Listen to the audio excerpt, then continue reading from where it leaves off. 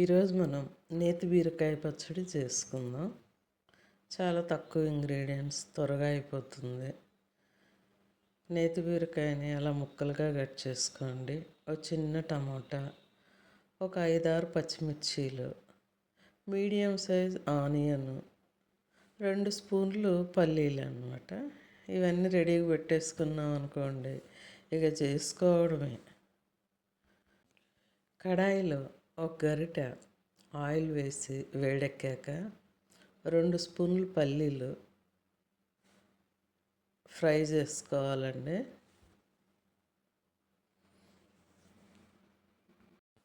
Half spoon జీలకర్ర కూడా వేసి వేయించుకోండి.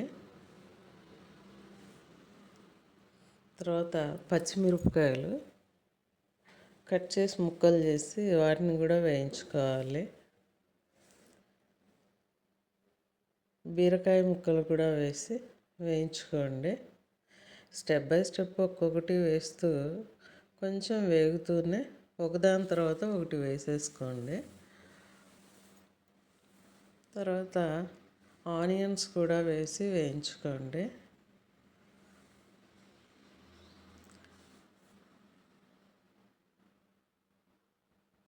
రోజు కూరలు వేపుడులే కాకుండా అప్పుడప్పుడు ఇలా పచ్చళ్ళు కూడా చేసుకుంటే బాగుంటుంది.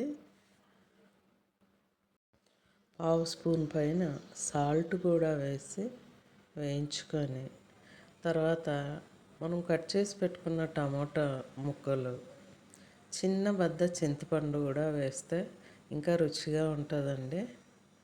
చిన్నదే వేయండి, ఎక్కువ వేయకండి. చింతపండు వేసి వాటిపైన మూత పెట్టేయాలండి ఒక 2 నిమిషాలు.